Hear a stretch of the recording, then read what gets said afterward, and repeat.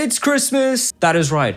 It is the end of 2023, which means it's recap time. It is consolidating all that beautiful music that we have grown to love this year and bringing it all together in one place. We got a lot of singles to get through, a lot of EPs and full-length releases as well. In the past, I chose to do, sort of the award ceremony thing. And this year I'm not doing that. And it's not because I was lazy and I forgot to do it. And it definitely not that. It more just has to do with the fact that I really couldn't pick who would win each category. So I just kind of said, screw it. And we're just gonna make a full lightning round of all these singles and albums. I've also got a nice festive drink of apple juice, let's say, to get me in the festive spirit. Why are we still here? I will also say with this video, because there's a lot of music that's going to be talked about in this, I'd recommend saving this video because you never know, you might want to go back and be like, oh, what was that one album that amazing YouTuber was talking about? And I completely forgot. So save the video. But besides that, we got a lot to get through. So without wasting any more time, let's jump right in. Like and subscribe, and yeah, let's do this. All right, to kick things off, we have Knocked Loose with Upon Loss, the new EP that dropped. And once again, it is Knocked Loose at its finest, heavy, brutal. Some of the best breakdowns and mixed and mastered and produced by none other than Will Putney. Moving on, we have Code Orange's The Above, their latest release. And so far, when it comes to bands that have failed to create a bad album, Code Orange is definitely up there. They have proven time and time again that they are so good at writing and producing and just overall just making the best albums that are out there in the metal scene and successfully be able to cater to anyone. So yeah, Code Orange's The Above. The first true deathcore on the list, we have Die Hard is Murder with Godlike. The drama around this release, the drama around Die Hard itself was a bit of a hot button issue for a little time. Die Hard losing the great CJ. Now we've got the new guy from Aversion's Crown in his shoes. And it was funny, when I first heard this new vocalist sing in Aversion's Crown, I was like, oh my God, he just sounds like CJ or Joe from Fit for Autopsy. So the funny part is that he joins Die Hard now, I think was just, pretty good fit. And honestly, I couldn't really notice much difference between CJ and him on the new album. So yeah, Die Hard, Godlike, great deathcore as always. All right, now we have Tesseract with War of Being. This was a big release for me. Tesseract, one of my favorite bands just in general, coming out with another absolute fire album. I talked about it on my review, so I'll leave a link up here, but more than that, yeah, they're making video games now.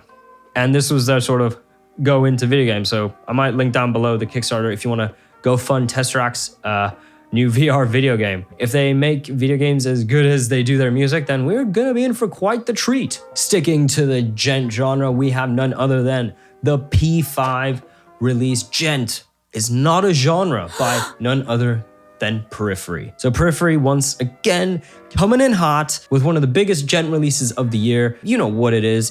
They know how to make djent, specifically djent that literally incorporates everything, including jazz. Okay, kind of a new one this year for me, and that was Crown Magneter. This is my first time listening to them, and my God, was I blown away with the new album called Everything Bleeds. Deathcore from Switzerland. Absolute fire, absolute banger. If you enjoyed the Lorna Shore style of deathcore, you're definitely gonna love this. Just go listen to it. Going into the metalcore vibes now, and we have one of the godfathers themselves, and that is Of Mice and Men. This year they dropped another album called Tether. It's more of the same, I will say that. That's not a bad thing if you like them. So in that sense, yeah, more of the same is good. So Of Mice and Men, Tether, go check it out. A lot more emotional this time. So yeah, get ready for that kind of emotional vibes. All right, coming to the UK now, we have definitely an uppercomer, really big band and getting bigger by the day. So if you haven't heard of them, definitely go check them out. And it is Wargasm, UK Wargasm. Apparently there's other versions of it, but yeah, Wargasm. All I'll say is if you like bands like Bring Me the Horizon, especially their newer stuff, you're gonna love this band. They incorporate so many genres. We got sort of like house, we got, we got garage music, and of course we have metal. This album's called Venom, and 100% check it out. This up and coming band, they've just kicked the doors open, they've showed up, they've rocked up, and have just proven that, hey, we're a force to be reckoned with, and we are reckoning with them. So yeah, Wargasm, Venom. Quick top up. God damn, this list is longer than I expected. Okay, now we have End with The Sin of Human Frailty. If you are into hardcore, then you should know this band, Will Putney's baby, that is End. I mean, alongside with his other babies like Fit for an Autopsy. But this one is awesome. If you liked end stuff from the past year, 100% gonna love this. I love it. Certified Gym Playlist. Put it on your gym playlist. It's worth it. End with The Sin of Human Frailty. All right, now moving on to probably one of my favorite albums of the year, just downright. And that is Silent Planet with their latest release called Super Bloom. I hadn't actually listened to their previous album. I think it was called Iridescence or something. I actively told myself this year that, okay, they dropped an album, I have to listen to it. And I did. And oh my God, never has a metalcore album been that good. And then to top it all off, to have it mixed by Buster, if you don't know Buster from HLB, Humanity's Last Breath. Of course, I was just like, oh my God, we got a heavy ass band with a heavy ass mix engineer on top of that. And I also did like the fact that it wasn't just like straight up heavy all the way through. There was moments of different variations of music as well, which kept it fresh. So Super Bloom by Silent Planet. Sticking to that kind of vibe, we have North Lane now. You couldn't give me any more reasons to love this band. They dropped a new single called Dante. This was apparently a single that was meant to come out during their Alien period of releases, but didn't. And now it's out now. And I mean, I don't really have to say much about it. It's North Lane. They're awesome. Go listen to them. Another band that really blew up this year, and that's the band Health. I got to go see them at Arctangent this year. They were awesome. They opened their set by playing the Evangelion opening, which is, it's an awesome opening if you don't know it. They're a blast to listen to. It's kind of like industrial metal meets goth and kind of weeby as well. So they're awesome. And they just released their latest release called Rat Wars, which has been blowing up. Awesome, awesome album. Another must listen to. Now we look at probably the poster child of modern metal, and that is Spiritbox releasing their latest EP called The Fear of Fear. What do you want me to say? It's Spiritbox. How I feel about them. I literally have no words to describe them at this point. It's Spiritbox, and that should mean enough. We are swinging back to the deathcore scene now with the band Signs of the Swarm. A band that has been on my radar since day one. They had their dip, and they've been slowly coming back ever since, and I think this is their best release. Not gonna lie, I didn't really like the album cover that much, but their music is so much more refined this time. They are slowly becoming the red wine of the deathcore scene, where every release they put out, it gets nicer and nicer and nicer. Just like a red wine. That could be a really bad analogy, but okay, but moving on. Amongst the Low and Empty, another amazing deathcore project. It is time to go back to the 80s-ish, because we are talking next about Veil of Maya with their latest album called Mother Other Mother. You get the idea. You've seen the album cover. It's got that weird bracket thing with the M, so take that for what you will. So we got Veil of Maya. Again, they've been blue balling me with so many singles up until this point, so finally getting an album is a huge godsend. Thank fucking Christ. It took forever, but we're finally here. We got the new album.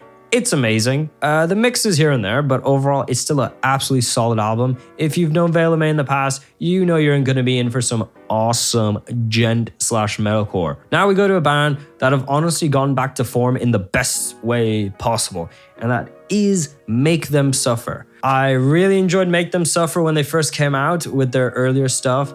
Then they kind of went into this more weird phase where they were trying to, I guess, be more mainstream about their sound. It didn't really fit for me.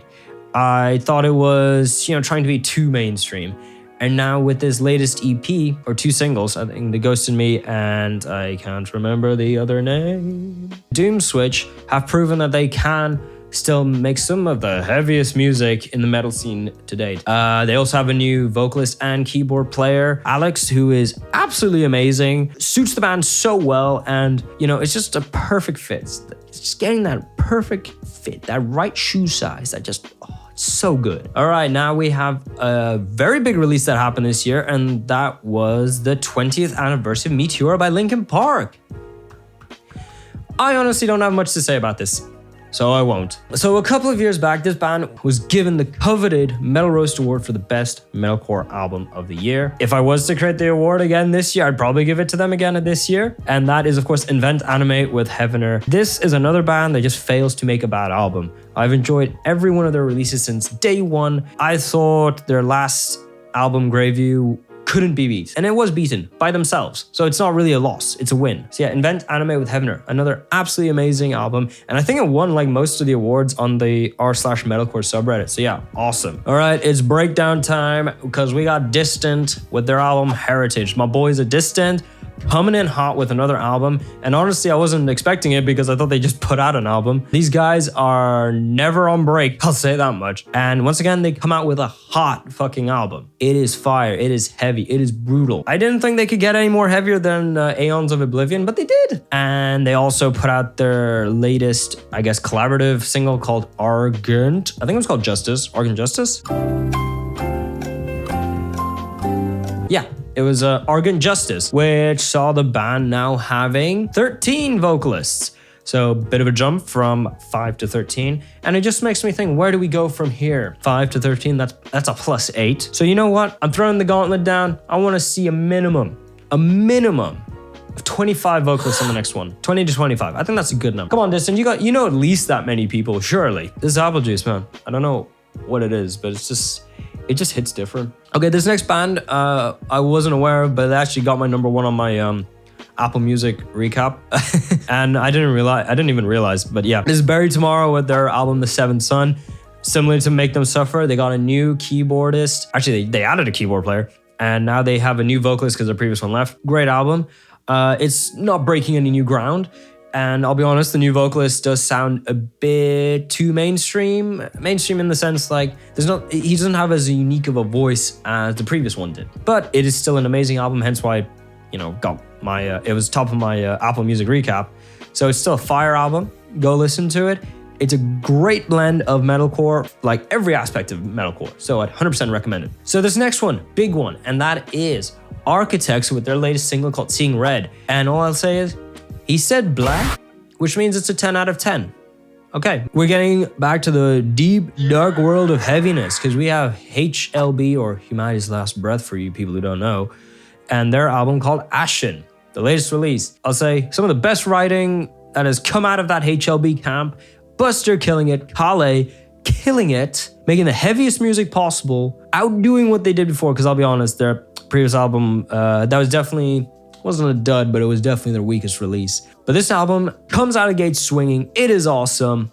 Ashen, go listen to it. Just, I wish the mix was better. Okay, moving on. It's time to get hardcore once more. We have Alpha Wolf with their latest single called Bring Back the Noise, and they do bring back the noise. Alpha One, another band blowing up, getting huge, and creating some of the best hardcore to date. Hardcore metalcore, I'd say. It is fast, it's aggressive, it gets the crowd moving, it gets the blood flowing. Next on the list, we got Polaris with Fatalism. Tragic year for Polaris, losing their guitarist and a huge figure in the metalcore scene. Absolute tragedy. And all I'll say is that it's nice to know that his work was still reflected on this latest album, and that even though he's not here with us, his writing, his work is there on this latest release, and it shows. It's emotional, especially with what has happened. It really, the album has a new level of beauty to it, I'll say. So yeah, Polaris, Fatalism, awesome album. All right, we are going to Sweden now, because we have a very well-known band from Sweden who dropped an album this year, absolutely awesome, and it is Inflames with Foregone. Inflames, a band that I've pretty much written off for years at this point, because I really didn't like the direction they went towards for like the last decade, where they went really mainstream. I don't know, I really didn't enjoy it. I didn't find it entertaining.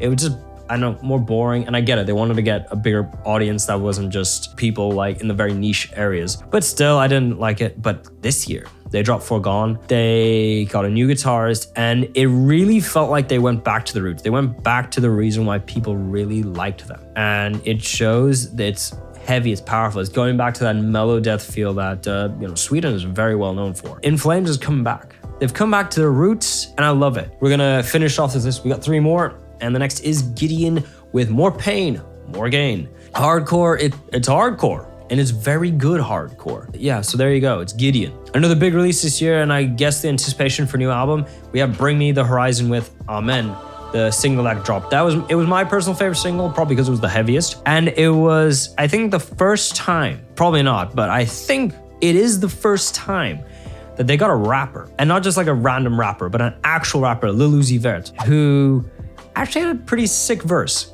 It was short, but it was sick. He didn't overstay his welcome, and he didn't like change the vibe completely. It was really good. So props to Bring Me, and all I can say is I can't wait to see them in January. It's gonna be fun. And finally, to bookend this massive list, I'm going for half an hour now. I didn't realize it was gonna be this long.